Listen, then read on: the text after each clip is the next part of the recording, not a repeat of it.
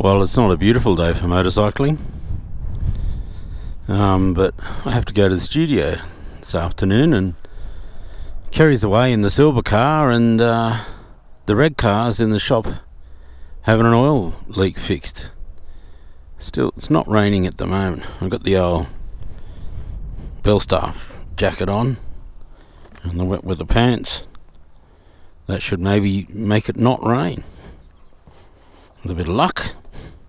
It's usually how it works, isn't it? Though it's been raining quite a bit. Rained quite a bit during the night.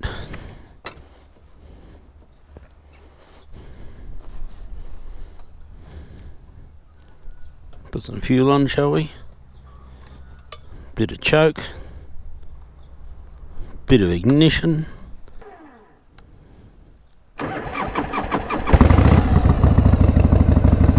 That's better.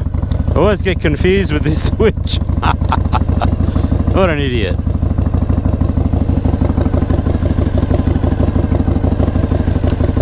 Got lights, yeah.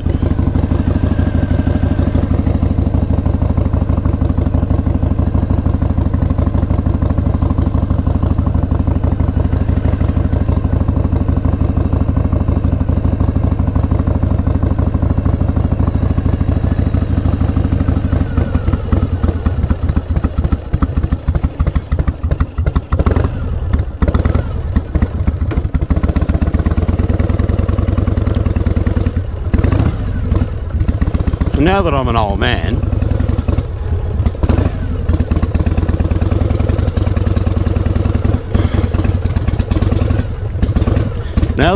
man, I don't usually ride in the wet weather by choice.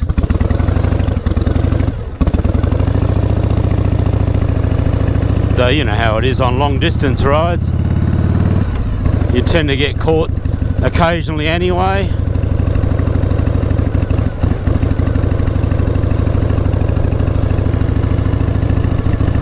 But by actually, a rainy day, I don't go, let's go for a ride.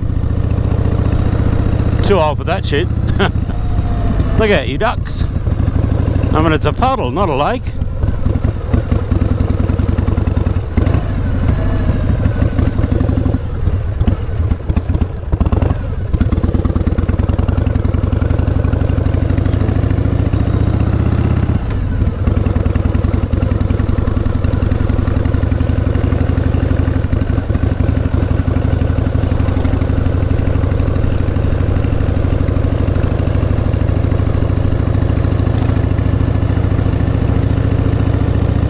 I might get lucky, you never know. You never know your luck in the big city. There's a dirt road for about 1 kilometre into the studio. Hopefully it's not, hasn't turned into a skating rink or anything.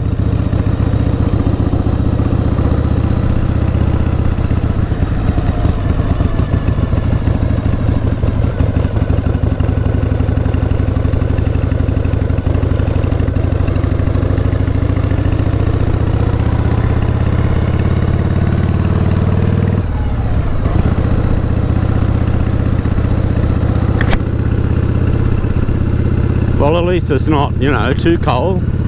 About 15 degrees or something. It's better than 10. Better than 5. Better than snowing. The weather's actually been pretty good for the last few days. I've spent a few days out in the garden getting things, shipshape, doing all the weeding and stuff like that.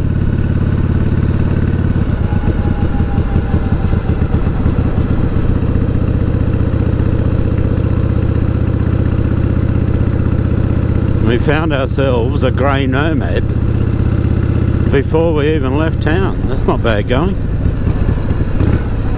He doesn't know how to use his blinkers. Apparently they're broken.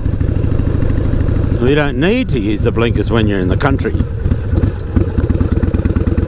because people ought to just know where you're going.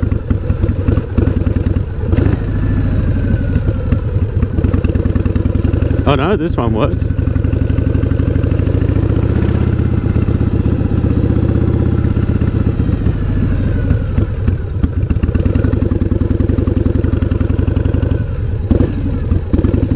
think we might wait, eh?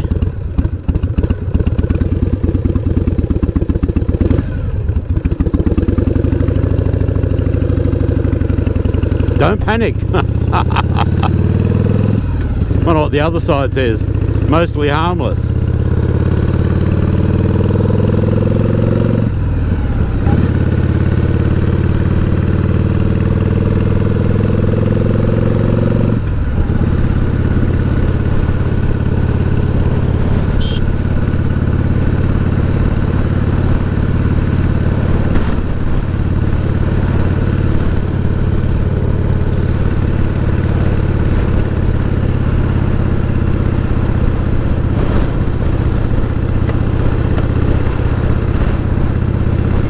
What's going on here?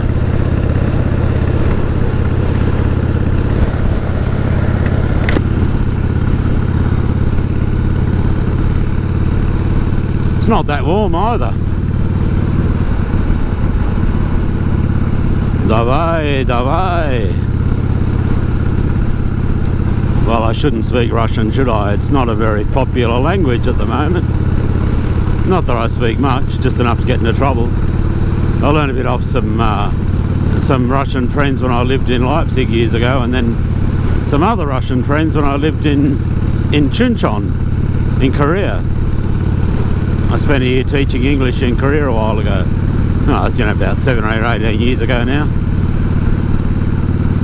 And the Russians, they were mostly from the Far East, Vladivostok, that sort of place, those places.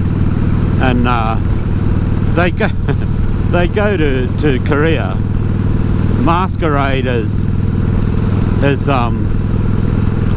Australians mostly, to account for their strange accent,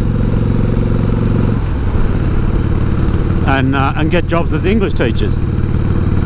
And they were I had these friends, Sveta and Tatiana, these Russian girls, and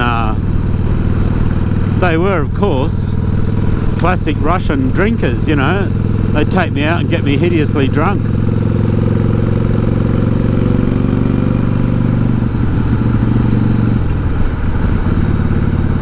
And a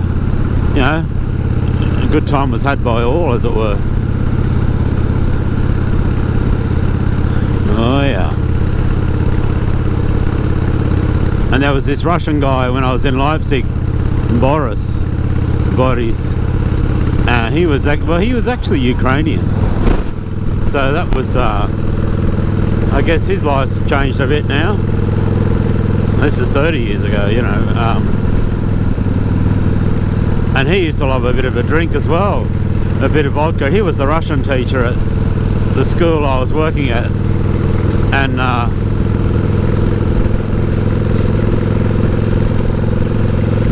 was a constant source of disappointment to him because I just couldn't drink like he could, and I don't like vodka that much anyway. Now it's pissing down, as you can see.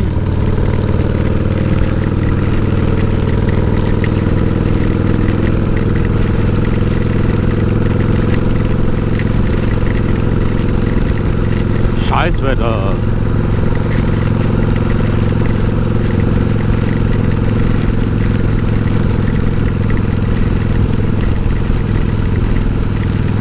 Well, for a minute there, I actually thought about not putting these wet weather pants on. Oh well, you know how it is in the big city. Anyway, Boris used to say, "Schon, du bist Dilettant. Kannst kein Wodka trinken." In a sort of a Russian accent, "Du bist Dilettant, das ist nicht хорошо." And I was happy to fucking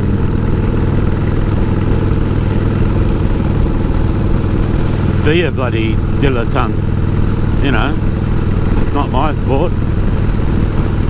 I do like a few beers and a glass of red and a bit of schnapps or a bit of Fireball. but I'm not going to drink vodka with Russians. So it was 30 years ago, more than 30 years ago, 32 years ago, getting on towards 33 years ago, that I first went to Leipzig. I was in Europe backpacking. I was in my late 20s, you know, and just happened to be in Berlin when the wall was coming down in the spring of 1990, and I met this girl on the train, and she invited me to visit her in Leipzig. So I was like, oh well, she's an East German, you know.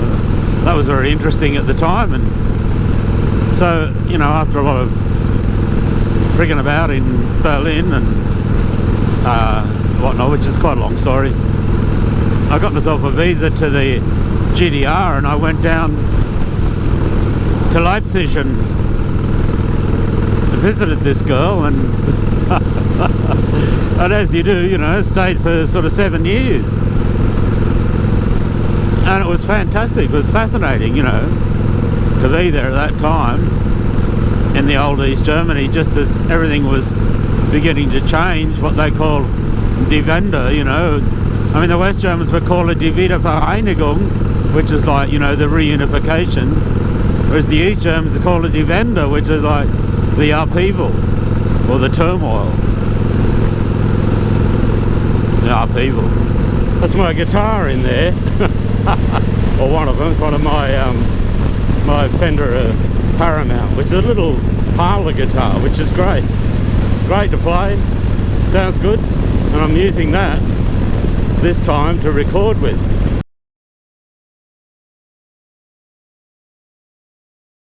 It's bloody windy. I don't know whether you'll be able to hear me talk or not.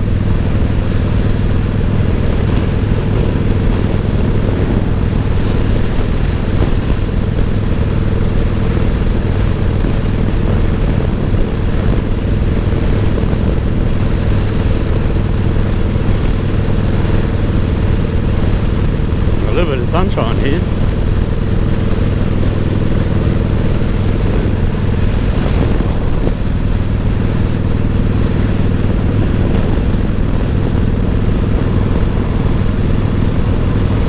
So anyway, the studio's in Armidale, or Dumaresque. It's a few kilometres outside town. On the western side, I suppose.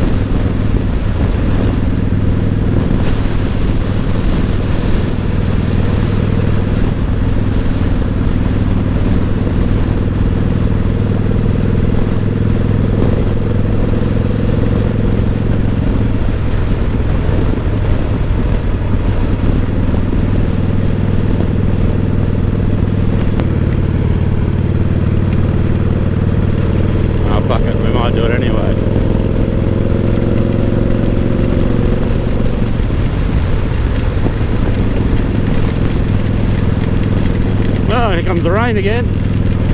Well done there.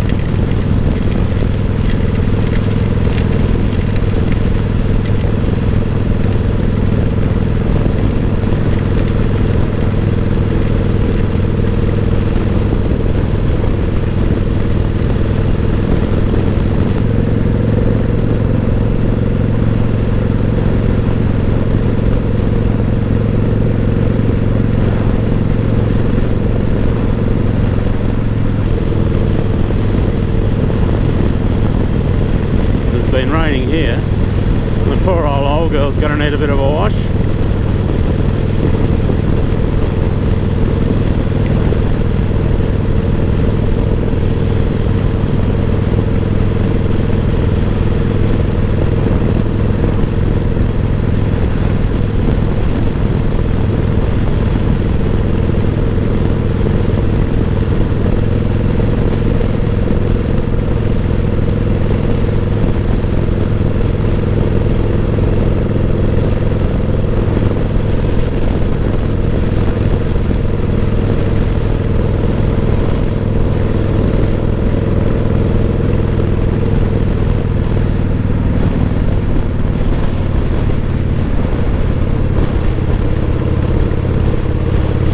So I don't know, you know, I mean, a lot of people don't watch Netflix. I recently, the other day, while Kerry's away, because she's not into war movies or much like that, I watched All Quiet on the Western Front, the new version, which is actually like a German language version.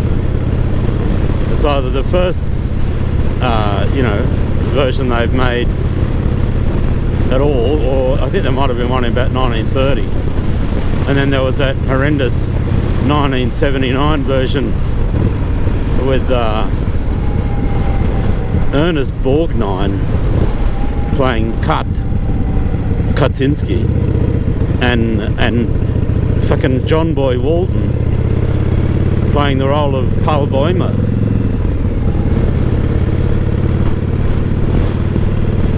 You know, it was literally incredible. Fat old Ernie being a German soldier, you know. Anyway, this new version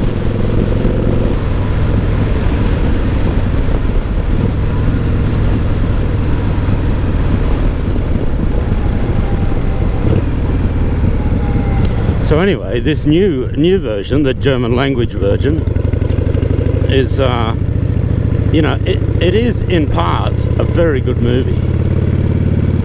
It's just not the movie that they should have called All Quiet on the Western Front, because at times it bears precious little relation to the book. Now, the book was written by Erich Maria Remarque, who was a World War I veteran himself, and it's considered, you know, in case you haven't read it, to be a literary classic. You know, it's simply told, I'll say simply, like deceptively simply. There's the University of New England here, or part of it. That's some of the residential colleges, and most of the academic buildings stuff are over up the back there. Anyway, you know, it's considered to be a literary classic. Simply yet, or deceptively simply written in both German and English. You know, it tells I won't say a simple story, but the story of simple young men who go off to fight in the First World War with the German army, you know. And it's an incredibly moving story, you know. It's, you know, basically nearly all of them die, which is, you know, quite often the case. Not just the First World War, but the Second World War as well. Here comes the rain again.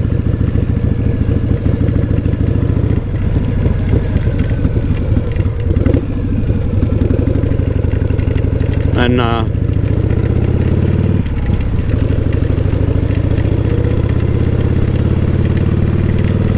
anyway, if you haven't read the book, read it. You can get it in English or in German. Like the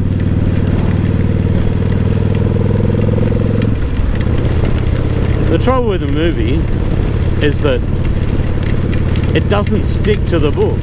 It's this kind of weird thing that people do, you know, like they go, this book is a literary masterpiece, you know, and I'm a film director, so I can make it better. I'll put in car chases, you know, metaphorical car chases. You know, these writers, who knows how long Remarque, you know, spent writing that book. And I think, you know, the war ended in 1918. I think it was published in 1928, so there's sort of 10 years they could have been writing this thing. And these guys, you know, with this sort of incredible, either incredible naivety or shocking arrogance, decide, no, I can do better than him. You know, I'll put in more blood and guts. You know, I mean, I'm sure they drew on several more authentic influences in the things that they showed, which is good in itself. It's just not true to the novel, and right down to sort of even how the main narrative voice, Paul Boimer, how he dies, and Kaczynski, how he dies. It's entirely different than the book. This road's a bit rough.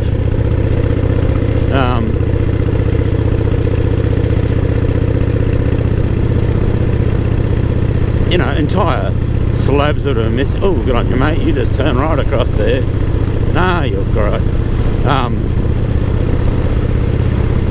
Now, there's a character in the book called Himmelstoß. He's either an Unteroffizier or a Feldwebel, and he's in there training. Now, in the movie, they all enlist and it's all hurrah and stuff like it was on the other side, on the English and the Australian side. It was, yeah, we're off to war, we're going to show those Balliol Han, or, the Germans are going, yeah, wir gehen in den Kriegen, wir zeigen den Engländer, oder was weiß ich, And, but, Paul Boimer signs up with his mates, just like they do in, Gallipoli. And next thing you know, he's walking up to the front line. No training whatsoever. And this Feldwebel Himmelstoß, the whole sort of chapter devoted to him and his treatment of them as recruits, okay. And that just reminds me a little bit of Peter Jackson in Lord of the Rings. He just skips the whole section about Tom Bombadil completely because he feels like it's not necessary to the story. Well, that's all right though. We'll get rid of Tom Bombadil, but we'll stick in another sword fight, something like that.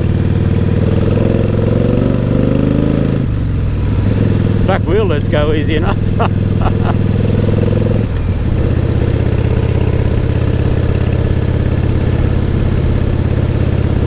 Anyway, it's just me being a fucking safe, I'm told I'm a bit of a grammar Nazi, but I'm also a bit of a train spotter, and don't let me discourage you from watching it if you haven't already, because it's a good movie in its own way. And some of the interactions between the men, and Kaczynski, the guy who plays him, I don't know what his name is, he plays an exceptionally good part. And the brotherhood between him and Paul Boimer, is it just really works. There's a really sort of like that sort of love that men can have, in a heterosexual way, in war that, there's no other experience, I wouldn't imagine, that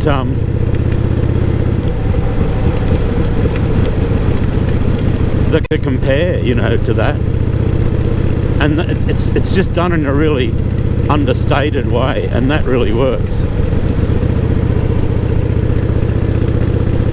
Well, I've got no idea what time it is. I hope I'm not too early, but it doesn't matter because it'll take me half an hour to get my clothes, my weather gear and stuff on. And after I've spent a couple of hours recording some of these songs that I want to do, I'll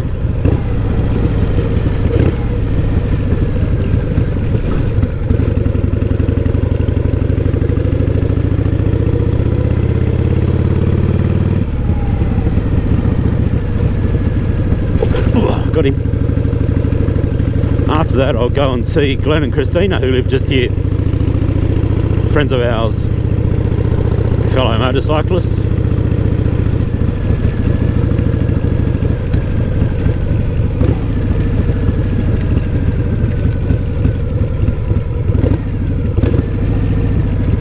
And here we are. We'll go down the hill.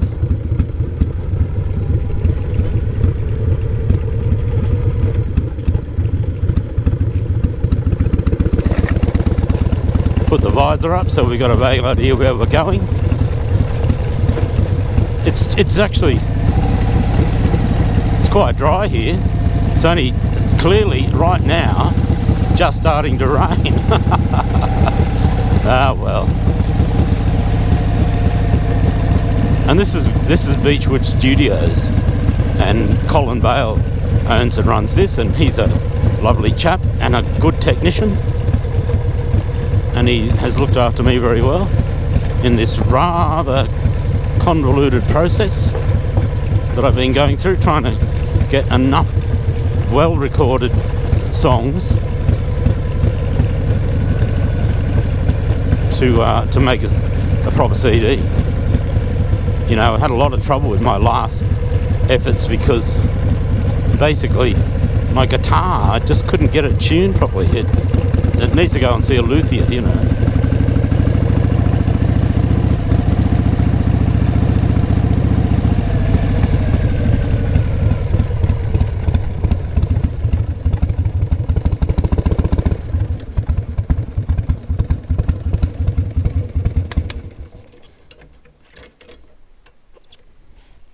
And it's still pretty wet, so we'll go in there and see how it goes. I've got about 5 songs I want to try and do today. Did 5 songs last week, and I want to do 5 songs today, and that should see it completed. Now whether I can get 5 songs done, usually I only get 1 or 2, but it helps a lot when the guitar will stay in tune. That's why I brought the Paramount with me this time. It doesn't quite have the presence of the other guitar. There's a dog in there. There's a dog. It doesn't quite have the presence of the other guitar, but it's just, you know, it's just ridiculous how, you know, much longer and some songs I just never got right, because you know, once you hear something, you can't unhear it, and that's what it's like with slight tuning or just the slightest slightly flat note or whatever it is, you know.